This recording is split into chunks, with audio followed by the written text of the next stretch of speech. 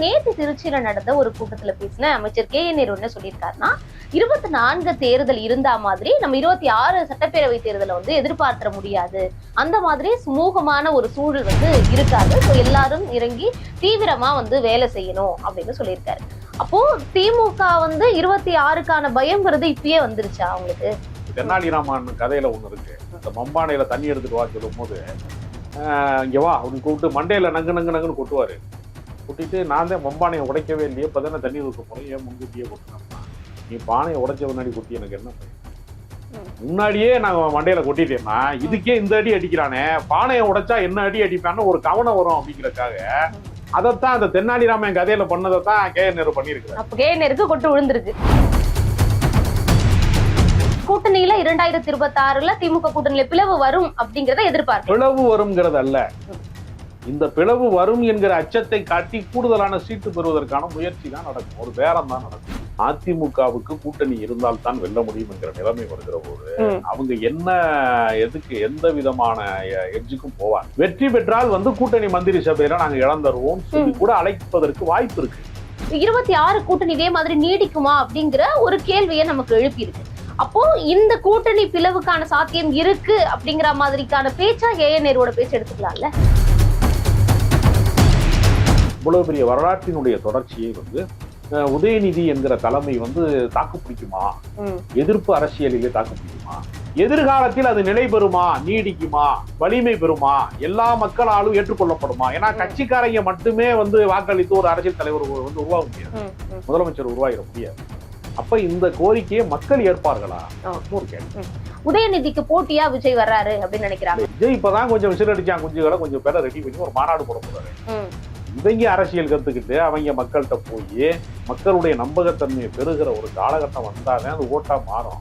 இது சினிமா கிடையாது, செட்டு போட்டு முதலமைச்சராக முடியாது. அதிமுக விஜய் காங்கிரஸ் அப்படிங்கிற கூட்டணி அமைஞ்சிருச்சுன்னா திமுக என்ன ஆகும்? இல்ல இப்ப இங்க என்ன சிக்கல்னா, அதிமுக விஜய் எல்லாம் சேருமாங்கிறது ரொம்ப ஈஸியா பேசிக்க. யாரு முதலமைச்சரா? இப்ப எடப்பாடி பழனிசாமி சொல்லுவாரா, இளைய தளபதி விஜய் தான் என்னுடைய முதலமைச்சர் வேட்பாளரா, நான் அவரை மாத்துறேன், அவரை முதலமைச்சர் ஆக்காம நான் விட மாட்டேன் சொல்லுவாரா? ராகுல் காந்தி தெரிஞ்சிருக்கும், ஒருவேளை காங்கிரஸோட இணைஞ்சு அவர் வேணாம்னு முடிவு பண்ணிருக்கலாம். ஒரு மெச்சூரிட்டியான அரசியல் தலைவர். அவர் இவரை ஒரு ஆசீர்வாதம் தான் பண்ணுவாரு.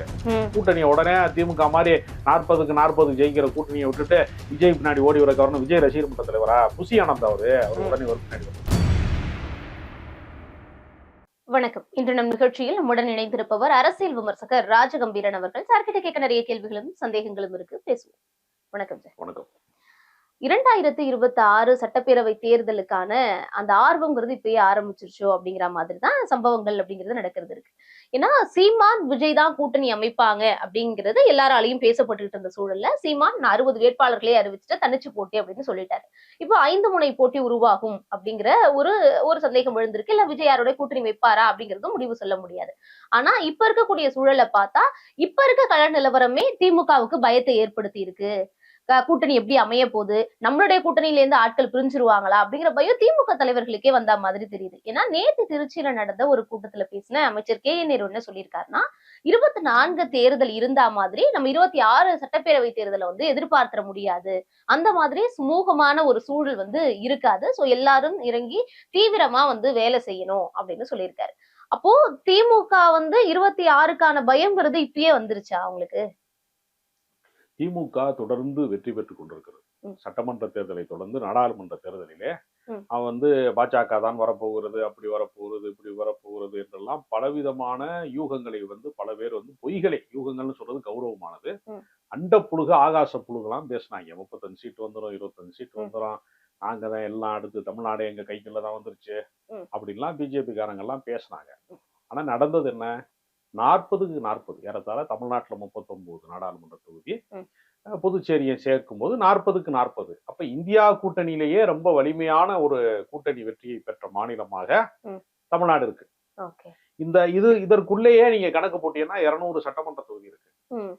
அப்ப ஏன் கே.என். நேரு இவ்வளவு பெரிய வெற்றியை பெற்றவர் அப்படிப்பட்ட ஒரு அரசியல் கட்சியில் இருக்கக்கூடிய முக்கிய பிரமுகர் ஏன் இது போல சட்டமன்ற தேர்தல் இருக்காது அப்படின்னு சொல்றாருன்னா, பலமுனை போட்டி இருக்கிறது. ஆனா பலமுனை போட்டியில திமுகவிற்கு சமபலமாக இருந்த கட்சியாக இருக்கிற அதிமுக கொஞ்சம் சரிவை சந்தித்திருக்கிறது. ஒரு நாடாளுமன்றத்தை கூட அவர்களால் கைப்பற்ற முடியல. கடந்த முறை கூட ரவீந்திரநாத்தினுடைய ஒரு தொகுதி, பெரியகுளம் தொகுதி, ஒரு தொகுதி தப்பித்தது. இந்த முறை அதுவும் இல்லை. அப்ப அவங்களுக்கு என்னன்னா ஒரு பலமுனை போட்டி இருக்கிறது. பலமுனை போட்டிங்கிறதே திமுகவுக்கு சாதகம் தானே. ஒன்னா இணைஞ்சிருந்தாங்கன்னா அவங்களுக்கு டஃப். பலங்கிறதப்ப இவங்களுக்கு ஈஸியா பலமுனை போட்டிங்கிறது திமுகவுக்கு சாதகம் தான். ஆனா எதிரியை எளிதாக எடை போட்டு விடுவதன் மூலமாக நம்ம ஏமாந்துடக்கூடாது அப்படிங்கிறதுக்கு தான். அதாவது தென்னாலிராமன் கதையில ஒண்ணு இருக்கு. இந்த மம்பானையில தண்ணி எடுத்துட்டு வா சொல்லும் போது இங்க வா அப்படின்னு கூப்பிட்டு மண்டையில நங்கு நங்கு நங்குன்னு கொட்டுவாரு. கொட்டிட்டு நான் தான் மம்பானையை உடைக்கவே இல்லையே, இப்பதானே தண்ணி தூக்க போறேன், ஏன் முன்கூட்டியே கொட்டினா நீ பானையை உடைச்ச முன்னாடி கொட்டி எனக்கு என்ன பையன், முன்னாடியே நான் மண்டையில கொட்டிட்டேன்னா இதுக்கே இந்த அடி அடிக்கிறானே, பானையை உடைச்சா என்ன அடி அடிப்பான்னு ஒரு கவனம் வரும் அப்படிங்கறக்காக அதைத்தான் அந்த தென்னாலிராமன் கதையில பண்ணதைத்தான் KN நேரு பண்ணிருக்கிறாரு. அப்ப KN நேருக்கு கொட்டு விழுந்திருக்கு. அந்த KN நேருக்கு கொட்டு விழுகல. KN நேரு எச்சரிக்கிறாரு, நம்ம விட்டுறக்கூடாது, அசால்ட்டா இருந்துடக்கூடாது. ஏன்னா சீமான்லாம் ஒரு ஆளா அப்படின்னு நினைக்கும் போது அவர் ஒரு 8.4% வரைக்கும் ஒரு மாநில கட்சி அந்தஸ்தை பெற்றிருக்கிறாரு. அப்ப அதே மாதிரி இப்ப அடுத்து விஜய் வர்றாரு. அவர் ஒரு குறிப்பிட்ட பெர்சன்டேஜை வாக்காளர்கள், இளம் தலைமுறை வாக்காளர்கள், முதல் முறையா ஓட்டு போடுறவன், டீனேஜ் பசங்க, 30 வயசுக்கு கீழே இருக்கிறவன், 2K கிட்ஸ் அப்புறம் அவர் கவர் பண்ணக்கூடிய ஒரு வசீகரமான நடிகன் அப்படிங்கிற முறையில் அவர் ஒரு பெர்சன்டேஜை பெறுவாரு. அப்ப என்ன ஆகும்னா இந்த வலிமையோடு கூடிய வெற்றியை ஒருவேளை சேதாரமாக மாற்றக்கூடிய வாய்ப்பு அப்படிங்கிறதுக்கு ஒரு சாத்தியம் இருக்கிறது. ஏன்னா இப்ப கூட்டணிகளே நீங்க பாத்தீங்கன்னா மாற்று கருத்துக்களை கூட்டணிகளும் பேசுறாங்க. இப்ப உதாரணத்திற்கு இப்ப மது ஒழிப்பு மாநாடு நடத்த போறேன் அப்படின்னு விடுதலை சிறுத்தைகள் கட்சி அறிவிக்கிறது. இந்த மது ஒழிப்பு மாநாடு யாரை நோக்கியது? தமிழக அரசை நோக்கிய கோரிக்கை. அப்ப இது முதலமைச்சருக்கு என்ன ஆகும், நீங்க மதுக்கடைகளை முற்றிலுமா மூடுவீங்களா அப்படிங்கிற கேள்வி அவரை நோக்கி எழும்பும். அந்த மாநாட்டின் வழியாக அரசுக்கு ஒரு கொள்கை ரீதியான நெருக்கடி தான் அது. அதே மாதிரியே நமக்கு தெரியும், காங்கிரஸ் கட்சிக்குள்ள காமராஜர் ஆட்சி அமைப்போம், அப்புறம் அந்த காமராஜர் ஆட்சியே ஸ்டாலின் ஆட்சி தான் சொல்லி அவங்க உள்ள ஒரு சண்டை, உள்ள ஒரு குஸ்தி நடந்து சுமூகமாக முடிந்தது, ஆட்டம் டிராவில் முடிந்தது. அது இருக்கா?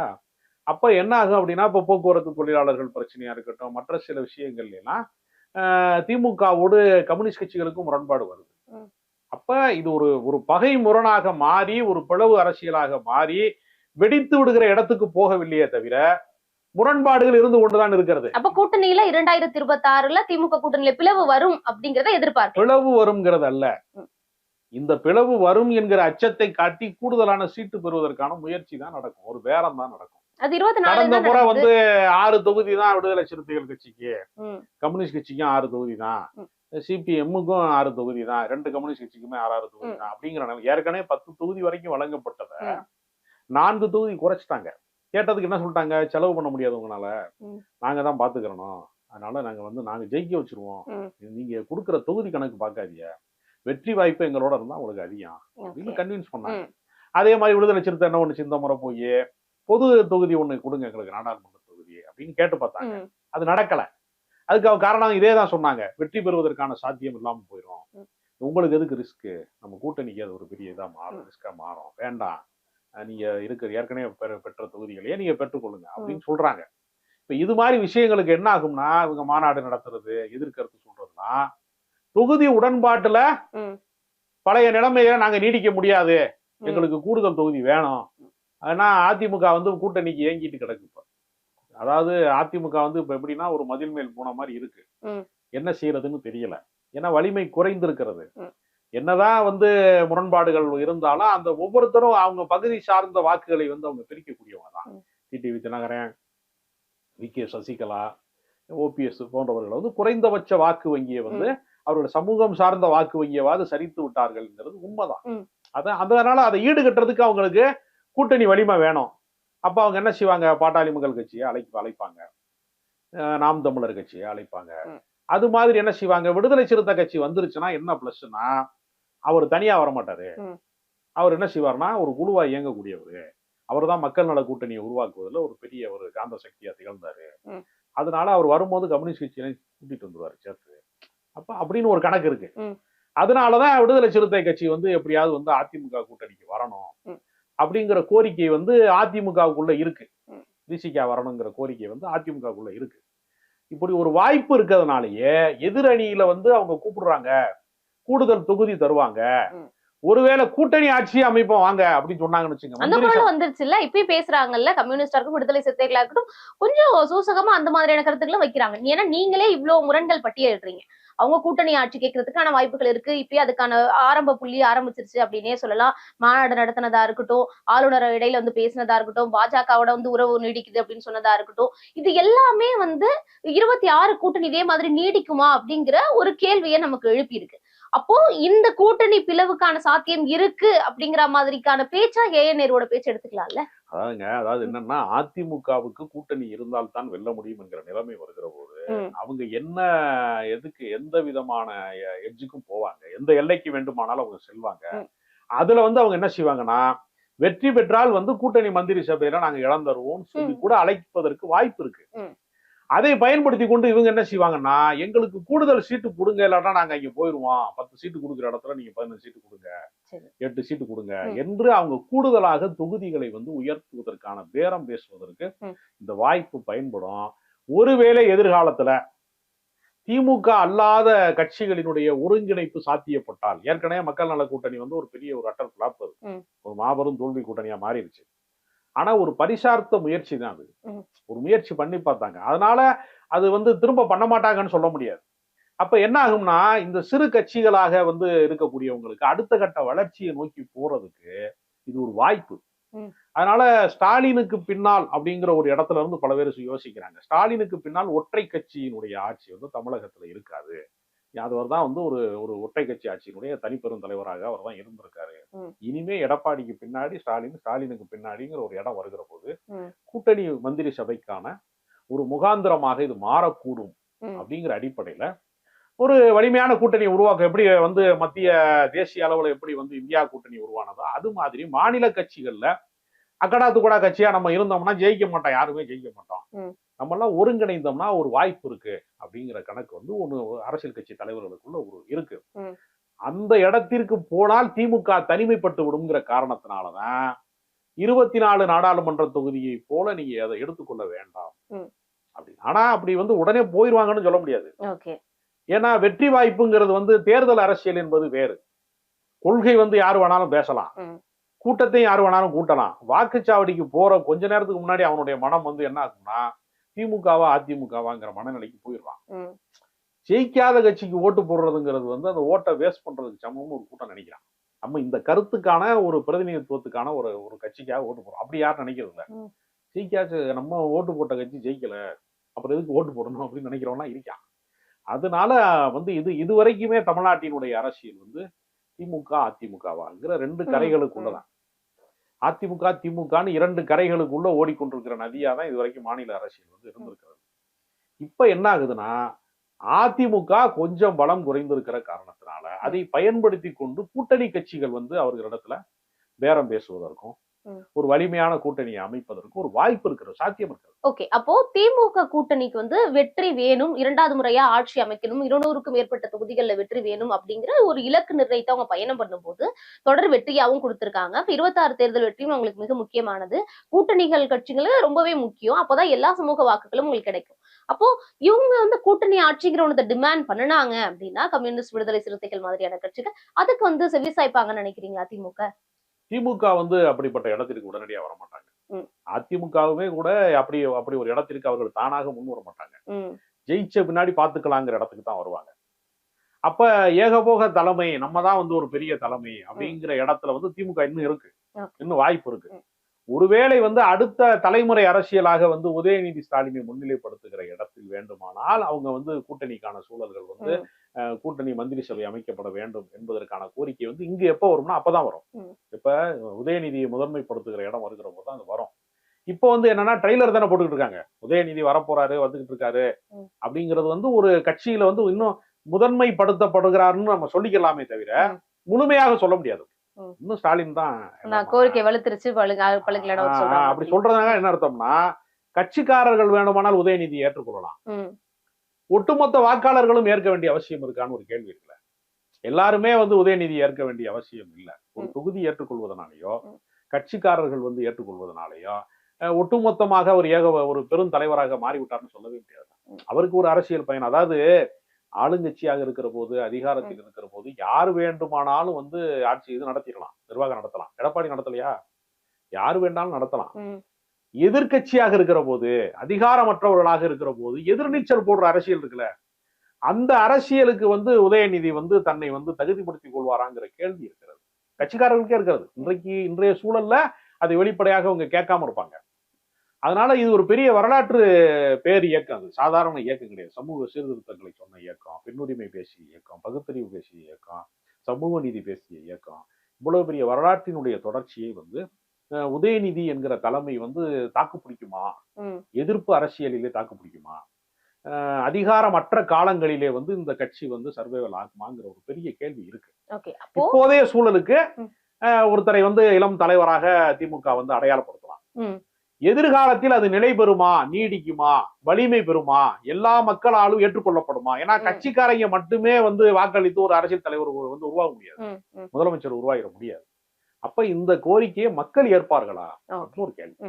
அப்போ உதயநிதிய தயார்படுத்துறதுக்கான ப்ராசஸ்ல திமுக இருக்காங்க அப்படிங்கறத உங்களோட பேச்சுல புரிஞ்சுக்க முடியுது. அப்போ திமுக வந்து ரெடி பண்ணிக்கிட்டு இருக்காங்க உதயநிதிய. அதுக்குள்ள விஜய் வர்றது வந்து உதயநிதிக்கு ஒரு காம்படிஷனா பார்த்து அதுக்காக அவருடைய மாநாடு நடத்த விடாம பல கேள்விகளை கேட்டு 21 கேள்விகள் கேட்டு எத்தனை பேர் மேடையில இருக்க போறாங்க, என்ன பேச போறாங்க, எத்தனை பேர் ஏற்பாடுகள் எல்லாம் செய்யறாங்கன்னு இவ்வளவு கேள்விகள் கேட்கறதுக்கான காரணம் என்ன? உதயநிதிக்கு போட்டியா விஜய் வர்றாரு அப்படின்னு நினைக்கிறாங்களா? எல்லாருக்குமே கேட்பாங்க. வந்து விஜய் வர்றாருங்கிற காலம் கேட்கல. அது ஏற்கனவே உள்ள ஃபார்மாலிட்டிஸ். அதிமுக மாநாடு போடும் போதும் அவங்க கேட்பாங்க. இப்ப ஒரு வடநாட்டுல வந்து ஒரு சாமியார் வந்து ஒரு கூட்டம் போட்டாரு, மூளை சாமியார்னு ஒரு சாமியாரு. அவரு காலடி மண் எடுக்க போறோம்னு சொல்லி மண்ணுக்குள்ள போயிட்டான், கொஞ்சம் பேரு இறந்து போயிட்டான், நெரிசல்ல இறந்து போயிட்டான். ஏஆர் ரகுமான் கச்சேரி நடத்துறோம்னு ஈசிஆர்ல போட்டாங்க. நெரிசல்ல பெண்கள்லாம் பாதிக்கப்பட்டாங்க, பாலியல் ரீதியா வந்து அத்துமீறல்கள் நடந்துச்சுன்னா குற்றச்சாட்டு வந்துச்சு. அப்போ ஒரு பெரும் கூட்டம் வந்து ஒரு இடத்துல ஒரு திடல்ல கூடுகிற போது போக்குவரத்து நெரிசல், சாலை விபத்து, அங்க இருக்கக்கூடிய அடிப்படை வசதிகள் இருக்கிறதா, அது இதெல்லாம் எந்த வழியில வருவாங்க, எந்த வழியில போவாங்க, நிறைய கேள்வி இருக்கு. ஏன்னா சில மாநாடுகள்ல எல்லாம் நான் பார்த்திருக்கேன், தண்ணியை போட்டுட்டு டிரான்ஸ்ஃபார்ம் மேல ஏறி தலைவா அப்படின்னு ஒருத்தன் கத்துவான். டிரான்ஸ்ஃபார்ம்ல உரசிங்கிட்டாவது அவனுக்கு இதாயிருச்சுன்னு வச்சுக்க, மின்சார கசிவுல இறந்துட்டான்னு வச்சுக்க, கொண்டு விட்டான்னு சொல்லுவாங்க. கட்சிக்காரங்க எல்லாம் சேர்ந்து என்ன சொல்லுவாங்கன்னா, இந்த மாதிரி கொண்டுட்டாங்க, பாதுகாப்பு தர தவறிட்டாங்க அப்படின்னு சொல்லுவாங்க. அப்ப அதுவும் யாரு மேல அந்த பழி விழுகும் அப்படின்னா, நாளைக்கு எவனாவது மேல இருந்து கீழே விழுந்துட்டான்னு வச்சுக்கோங்க. சாதாரணமா சினிமா படம் ரிலீஸ் ஆனாலே அவன் என்ன பண்றான், வந்து லாரி மேல ஏறிலாம் ஒருத்தன் டான்ஸ் ஆடுறான், மேல ஏறி வந்து இது கட்டுறான். அன்னைக்கு வந்து நான் ரோஹிணி தேட்டருக்கு படம் பார்க்க போறேன், திடீர்னு பார்த்தா ஸ்கிரீன் எல்லாம் ஒரு டைப்பா வந்து டிசைனா இருந்துச்சு, கருப்பா. என்னடான்னு கேட்கிறேன், சுட சுட பாலாபிஷேகம் பண்ணிட்டாங்களாம், ஸ்கிரீன்ல தூக்கி ஊத்திட்டாங்களாம். இப்பெல்லாம் இருக்குல்ல, உற்சாகத்துல வந்து சில பேர் செய்வான். கட்டுக்கடங்காத உற்சாகம் பெருகிற போது இவங்களை கட்டுப்படுத்த முடியுமாங்கிற ஒரு கேள்விலாம் இருக்கு. அதையெல்லாம் சேர்த்து அரசு பாதுகாப்பு வழங்குறவங்க, காவல்துறை வந்து கேட்கறது ஏற்கனவே உள்ள ஃபார்மாலிட்டிஸ். ஒருவேளை விஜய் புதுசா அரசியலுக்கு வர்றதுனால அந்த ஃபார்மாலிட்டிஸ் வந்து அவர் கொஞ்சம் திகைப்பா இருக்கா என்னன்னு தெரியல. அவர் இப்பதான் போய் ஒரு கோயில் எல்லாம் போயிட்டு வர்றாப்புல, சீரடி சாய்பாபாட்ட போய் கேட்கிறாப்புல, அந்த மாநாடு நடத்தலாமா, பாம்பு ஒழுங்கா ஃபுல்லா பண்ணாலே கொடுத்துருவாங்க. இல்ல விஜய்க்கு திகைப்பா இருக்காங்கிறத தாண்டி விஜய் வரது திமுகவுக்கு திகைப்பா இருக்கும் அப்படிங்கிற கேள்விகளையும் எழுது. ஏன்னா KN நேரு வந்து இப்ப வரவங்க வர போறவங்க எல்லாருமே நமக்கு எதிரியா இருக்க போறாங்கிறதையும் குறிப்பிடுறாரு. ஆனா விஜய் இப்ப வரைக்கும் திமுக தான் நமக்கு வந்து நேரடி எதிரிங்கிறத குறிப்பிடல. ஆனா இப்பவே வந்து அவங்க வந்து நமக்கு எதிர் அரசியல் பண்ண போறாங்கிற முடிவுக்கு திமுக வந்த மாதிரி அவர் பேசுறாரு. 2 அமாவாசைகளுக்கு தாங்குவாங்களான்னு RS பாரதி கேட்கிறாரு. அப்போ விஜய் மீதான பயம்ங்கிறது திமுகவுக்கு வந்திருக்காங்கிற ஒரு கேள்வி இருக்கு. ஒண்ணு உதயநிதிக்கு எதிர்ப்பு, அவரும் ஒரு இளைஞரா இருக்காரு, அவருக்கான ஒரு ரசிகர் பட்டாளம் இருக்கு, ஃபர்ஸ்ட் டைம் ஓட்டர்ஸ் அவருக்கு வாக்கு போடுறதுக்கான வாய்ப்புகள் இருக்கு, ஒரு இளைஞர்கள் வாக்குகள் வரதுக்கான ஒரு மிடில் ஏஜ்ல இருக்கக்கூடிய ஏஜ் குரூப் இவருக்கு வரதுக்கான வாய்ப்புகள் இருக்கு, சிறுபான்மையினர் வாக்குகள் விஜய்க்கு வரதுக்கான வாய்ப்புகள் இருக்கு. இவ்வளவு சாத்தியக்கூறுகள் இருக்கும் பொழுது அதுக்கான பின்னணி அவருக்கு பேக்கப் இருக்கிறதுனால திமுகவுக்கு ஏதாவது எதிர்காலத்துல வந்து அவர் ஒரு கஷ்டமான ஒரு இதுவா இருப்பாரா 26ல அவர் வந்து இப்பதான் அரசியல்ல ஒரு குழந்தை பருவத்துக்கு வந்திருக்கிறார். அவர் வந்து ஒரு மல்யுத்தத்துக்கு வாங்கன்னு கூப்பிடுற இடத்துல எல்லாம் அவர் கிடையாது. இப்பதான் அவர் கட்சிக்குள்ள அவரே வர்றாரு. கட்சிக்கு வந்து கொடியை ஏற்றி வச்சுட்டு, என்னப்பா எதுக்குப்பா அந்த கொடின்னு விளக்கம் சொல்லுங்கன்னா அதான் மாநாட்டுல சொல்லுவாங்கிறாரு. எல்லா தலைவர்களும் என்ன செய்வாங்கன்னா, ஒரு சமூகத்திற்கு தேவையான சிந்தனையை ஃபர்ஸ்ட் உருவாக்கிட்டு, அந்த சிந்தனையை, அந்த சித்தாந்தத்தை, அந்த கொள்கையை, அந்த கோட்பாட்டுக்கு வந்து வலிமைப்படுத்துவதற்கு ஆட்களை வந்து திரட்டுவாங்க. இதுதான் உலகத்துல நியதி. அது கம்யூனிசமா இருக்கலாம், பெரியாரிசமா இருக்கலாம், எந்த தத்துவமா இருக்கலாம். ஒரு தத்துவத்தை உருவாக்கிட்டு தான், கொள்கையை உருவாக்கிட்டு தான் அதை வலிமைப்படுத்துறதுக்கு ஆட்களை வந்து தேடுறாங்க அரசியல் கட்சியில. இவர் என்ன செய்யறாருன்னா, ஆட்களை பூரா தேடுறாரு. முதல்ல 9 லட்சம் ரசிகர் மன்றத்தினோட நிர்வாகிகளை பூரா வந்து என்ன பண்ணிட்டாரு, கட்சிக்காரங்களை மாத்திட்டாரு, கட்சி நிர்வாகிகளை மாத்திட்டாரு. மாத்திட்டு எப்படி இந்த கோட் படத்துக்கு வந்து ஆன்லைன்ல புக்கிங் பண்ணுவாங்கல்ல, எல்லாம் ஃபுல் பண்ணி வச்சிருக்காங்கல்ல, 5ஆம் தேதி படம் ரிலீஸ் ஆக போகுதுன்னு. அது மாதிரி இவர் என்ன பண்றாருன்னா, ஆன்லைன்ல வந்து கட்சிக்காரங்களை பூரா வந்து நீங்க உறுப்பினர் ஆகலாம்னு சொல்லி ஒரு 45 லட்சம் பேரை ஆன்லைன்ல புக் பண்ணி வச்சிருக்காரு. அப்ப ஆளுகளை முதல்ல திரட்டிட்டு கொள்கையை கடைசியா சொல்றோம்ங்கிறாங்க. ஒரு முரண்பாடா இருக்கு. எதற்காக இந்த கட்சி அப்படின்னு ஒரு கேள்வி இருக்கு. ஒவ்வொரு அரசியல் கட்சியும் தோன்றுவதற்கு ஒரு சமூக காரணம் இருக்கணும். சும்மா வந்து வெறுமனே வாய் பேச்சினால, வாய் சவுடானால எல்லாம் திமுக வளர்ந்ததா பல பேர் தவறா கருதுறாங்க. உண்மை கிடையாது. எது தாவேக வளர்ந்ததா? இல்ல தாவேக வளரவே இல்லை, பிறக்கவே இல்லைங்க. திமுகவே வளரலங்கிறீங்களா? திமுக வந்து வரலாற்று பேர் இயக்கம். அது 50 ஆண்டு கால வரலாற்று பேர் இயக்கம். மாறி மாறி அதிமுக திமுக வந்து ஆட்சி அமைக்குதுன்னா, திராவிட இயக்கம் வந்து ஒரு அரை நூற்றாண்டு. ஏன்னா 1949 வந்து திமுக உருவாக்கப்பட்டுச்சு. 72 வந்து எம்ஜிஆர் கட்சி ஆரம்பிச்சாரு. ஒரு 50 ஆண்டுகளுக்கு மேல 75 ஆண்டு காலம் ஆகும்போது திமுக தொடங்கி மிகப்பெரிய வரலாற்று இயக்கம், பல வெற்றிகளை பார்த்த இயக்கம், மிசாவை சந்திச்ச இயக்கம், எமர்ஜென்சில வந்து மிகப்பெரிய மத்திய அரசோட போர் நடத்தின இயக்கம், பெரிய இயக்கம் அது. அதுலோட எல்லாம் விஜய் வந்து ஒப்பிட முடியாது. விஜய் இப்பதான் கொஞ்சம் விசில் அடிச்சான் குஞ்சுகளை, கொஞ்சம் பேரை ரெடி பண்ணி ஒரு மாநாடு போட போறாரு. இவங்க அரசியல் கத்துக்கிட்டு அவங்க மக்கள்கிட்ட போய் மக்களுடைய நம்பகத்தன்மையை பெறுகிற ஒரு காலகட்டம் வந்தாதான் அது ஓட்டா மாறும். இது வந்து சினிமா கிடையாது. செட்டு போட்டு முதலமைச்சர் ஆக முடியாது. ஆனா உளவுத்துறையே திமுகவுக்கு எச்சரிக்கை விடுத்திருக்கிறதா சொல்றாங்களே. விஜய் பக்கம் வந்து 10% கிட்ட வாக்குகள் வரதுக்கான வாய்ப்புகள் இருக்கு அப்படின்னு ஒரு எச்சரிக்கை வந்திருக்கிறதாவும் தகவல்கள் வருது. அப்படி பார்த்தாலும் 10% தானே. எடப்பாடி பழனிசாமி 20% வச்சிருக்காரு. அப்படி சதவீதம் இங்க என்ன வரும்? அவர் பாதி தானங்க. அப்படி பார்த்தாலும் எடப்பாடி பழனிசாமியில இருந்து பாதி தானே. நீங்க சொல்ற கருத்து உண்மையாக இருக்கும் பட்சத்துல உளவுத்துறையே சொல்லட்டும், அல்லது யாரோ ஒருத்தர் வந்து கருத்து கணிப்பு கூட நடத்தட்டும். 10% வச்சாலும் எடப்பாடியில பாதி தானே. சரி, எடப்பாடியில பாதி. எடப்பாடி 20, விஜய் ஒரு 10. ராகுல் காந்தியை சந்திச்சாரு விஜய் அப்படிங்கிற விஜயதாரனோட பேச்சு. சோ ராகுல் காந்திக்கும் விஜய்க்கும் நெடுங்காலமாக நட்புகள் இருக்கு. இப்ப வரைக்கும் திமுகவை ஒரு சில விஷயங்கள்லயும் பாஜக ஒரு சில விஷயங்களையும் மறைமுகமா எதிர்த்து விமர்சிச்சு அறிக்கை விட்டுருக்க விஜய் வந்து காங்கிரஸ் இது வரைக்கும் விமர்சிச்சதே இல்ல. அப்போ அதிமுக விஜய் காங்கிரஸ் அப்படிங்கிற கூட்டணி அமைஞ்சிருச்சுன்னா திமுக என்ன ஆகும்? இல்ல இப்ப இங்க என்ன சிக்கல்னா, அதிமுக விஜய் எல்லாம் சேருமாங்கிறது ரொம்ப ஈஸியா பேசிட்டீங்க.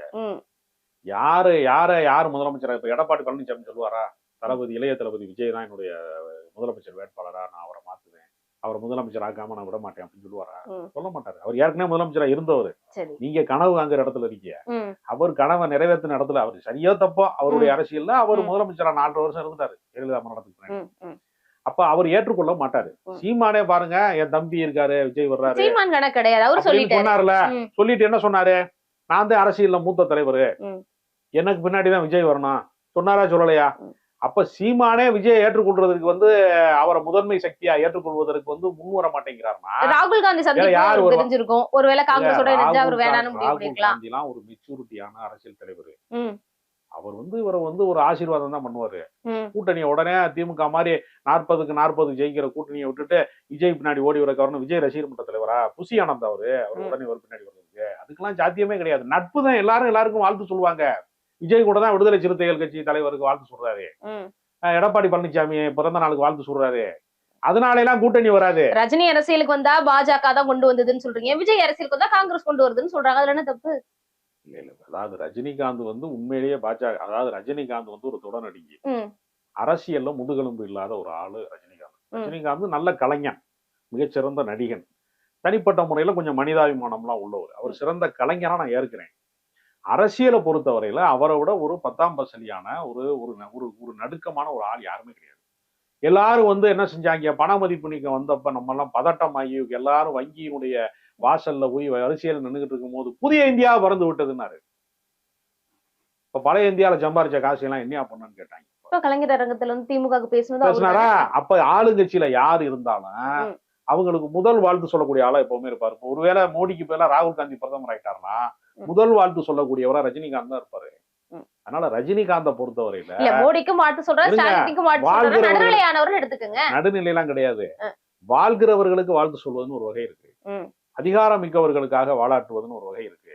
அதை ரஜினிகாந்த் சிறப்பா செய்வார். ஏன்னா சொத்தை பாதுகாக்கணும், பல வச்சிருக்காங்க, பணம் நிறைய பெருங்கோடியில் ஆயிரக்கணக்கான கோடி பணம் வச்சிருக்காங்கன்னா அதை பாதுகாக்கிறதுக்கு அவங்க ஆளுங்கட்சி யார் வந்தாலும் இங்க ஸ்டாலினுக்கு வாழ்த்து சொல்லுவாரு, இங்க மோடிக்கு வாழ்த்து சொல்லுவாரு, எல்லாருக்குமே வாழ்த்து தான் சொல்லுவாரு. அவர் அரசியல் சக்தியா அவரை ஒரு நாளும் கருத முடியும். இப்ப விஜய்க்கு பின்னாடி காங்கிரஸ்லாம் யாரும் இல்ல, காங்கிரஸோட கூட்டணி வைக்க மாட்டாங்கன்னு சொல்றீங்க. காங்கிரஸோட நட்பு இருக்கும், ராகுல் காந்தியோட ஒரு நட்பு இருக்கும். ம். அதுக்காக அவர் தான் இவரை உருவாக்குறாருன்னு சொல்றதெல்லாம் அபத்தமானது. யாரையும் உருவாக்க முடியாதுங்க. ம். நீங்க பேசுறீங்க, நான் பேசுறேன். நீங்க இந்த பேச்சாற்றல் பெறுவதற்கு, இந்த அரசியல் அறிவு பெறுவதற்கு உங்களுக்கு ஒரு உழைப்பு இருக்கும். ம். நான் பேசுறேன், பதில் சொல்றேன்னா எனக்கு ஒரு உழைப்பு இருக்கும். அப்படித்தான் ஒருத்தர் வர முடியுமே தவிர, இவங்க 2 பேரும் முன்னாடியே வந்து பேசி வச்சுக்கிட்டு தான் பேசுறாங்கன்னு சொல்ல முடியுமா? டிராமா பண்றாங்க. அது மாதிரிதான் இது. இது வந்து உண்மை கிடையாது. இது சும்மா சொல்றது. ராகுல் காந்தியை தான் அவர் சந்திச்சாரு. மோடி என்ன சந்திச்சாரு? கோயம்புத்தூர்ல சந்திக்கலையா விஜய்? எல்லாரும் சந்திப்பாங்க. ஜெயலலிதா கூட தான் சந்திச்சிருக்காரு கடந்த காலத்துல. தலைவா படத்துல பிரச்சனை வரும்போது ஜெயலலிதா கூட தான் சந்திக்க போனாரு. இதெல்லாம் ஒரு கதையில வந்து சேராது. ஓகே.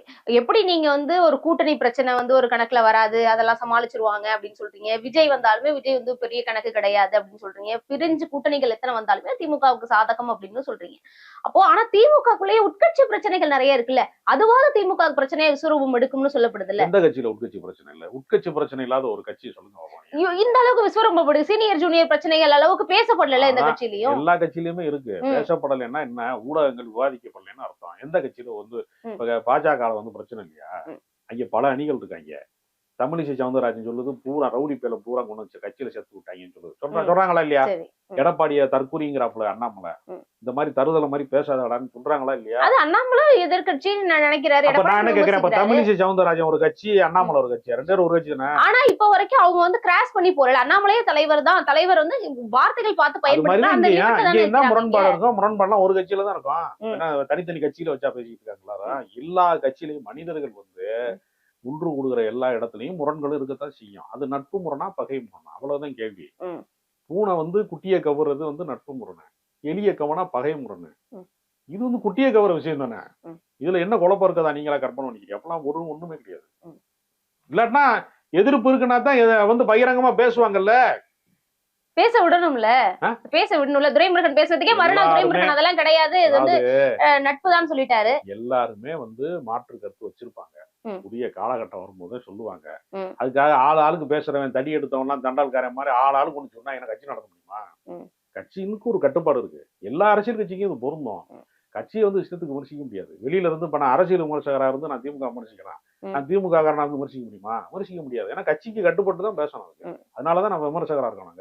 இல்லைன்னா நாங்க கட்சிக்காரனத்துல இருப்போம். அப்போ இது வந்து ஒரு தார்மீக ஆதரவு, ஒரு மாரல் சப்போர்ட் பண்றோம், அவ்வளவுதான். அதனால கட்சிக்காரர்கள்னா அந்த கட்டுப்பாட்டுக்கு உட்பட்டு தான், ஒரு நிறுவனத்துக்கு உட்பட்டு, ஒரு கொள்கைக்கு உட்பட்டு தான் அவங்க நடந்துக்க முடியும்.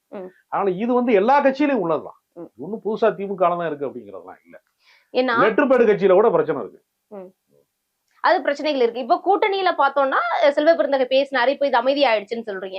ஆனா கார்த்தி சிதம்பரம் என்ன பண்றாருன்னா, இந்த கூவம் நதிநீர் சம்பந்தமான வெள்ளை அறிக்கை வேணும்னு மேயர் பிரியா கிட்ட கேட்கிறாரு. அது இப்போ ஒரு கூட்டணியில ஒரு மிகப்பெரிய பிரச்சனை. செல்வ பெருந்தகையை இப்படி கேட்டிருக்க வேணாம் விட்டு வெளியில. எம்பி கூட்டணியில இருக்கிறாருல்ல, கூட்டணியில இருந்து எப்படி கேட்கிறாருல்ல. அவருக்கும் கட்சிக்கு ஏதாவது நெருக்கமான தொடர்பு இருக்கா? தொண்டர்களோட தொடர்பு இருக்கா? அவருடைய தொகுதியை சேர்ந்தவன் தான் நானு. சிவகங்கை தொகுதி தான் எனக்கு. நான் என் ஓட்டே அவருக்கு தான் போட்டிருக்கேன். அவருக்கு ஏதாவது வந்து அரசியல்ல வந்து கீழ்மட்டத்துல அடிமட்ட தொண்டர்களோட உறவு இருக்கா? அவர் வந்து சிதம்பரத்துக்கு மகனா பிறந்ததுனால அவருக்கு சீட்டு கொடுத்துருக்காங்க. அவரா பேசிட்டு இருக்காரு. அவருக்கும் கட்சிக்கும் சம்பந்தமே கிடையாது. அவர் காங்கிரசின் பேர்ல இருக்கிற ஒரு சுதந்திரமான ஒரு கருத்து சொல்றாரு, அவ்வளவுதான். அப்படி எடுத்துக்கங்க. அவரையெல்லாம் முதன்மை சுதந்திரமா கருத்து சொல்ற அளவுக்கு விடுவாங்களா காங்கிரஸ்? யாரு? காங்கிரஸ் மட்டும்தான் உலகத்திலேயே இல்லாத ஒரு அதிசயம் இருக்கு. காங்கிரஸ்ல மட்டும்தான் என்ன கருத்தை வேணாலும் நீங்க பேசலாம். அதுக்கு ஜனநாயகத்துல அனுமதி உள்ள ஒரு கட்சி இருக்குன்னா அது ஒண்ணுதான். மாறுபட்ட கருத்துக்களை அவங்க எல்லாருமே அந்த கட்சிக்குள்ள இருக்கிறவங்க பேசிக்கிடுவாங்க மாறி மாறி. ஆனா கட்சி நடவடிக்கை எடுப்பாங்க, வேற கட்சியில நடவடிக்கை எடுத்துருவாங்க. கட்சியினுடைய அடிப்படை உறுப்பினர்ல இருந்து நீக்கப்பட்டா அப்படின்னு நீக்கிடுவாங்க மொத்த கட்சியில.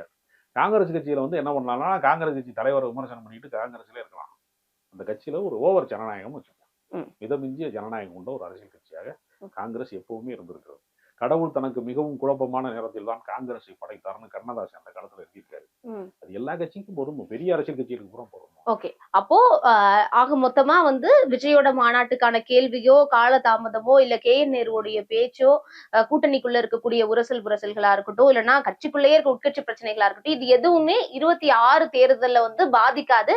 திமுகவுக்கு எல்லாமே சாதகமா தான் அமையும் சொல்றீங்க. திமுக மீண்டும் வெற்றி பெறுவதற்கு பெருமளவு சாத்தியங்கள் இப்போதும் இருக்கிறது. மீண்டும் 2வது முறை. ஆனா எதனால இருக்கு அப்படின்னு நான் சொன்னேன்னா, திமுகவை எதிர்ப்பவர்கள் அத்தனை பேருமே நெல்லிக்காய் மூட்டையை அவுத்து விட்டது மாதிரி இருக்காங்களே தவிர ஒரு கூரையின் கீழ், ஒரு கொடியின் கீழ் ஒன்று கூடுவதற்கான சாத்தியங்களோடு அவர்கள் இருந்தால் திமுக வீழ்த்தப்படும்.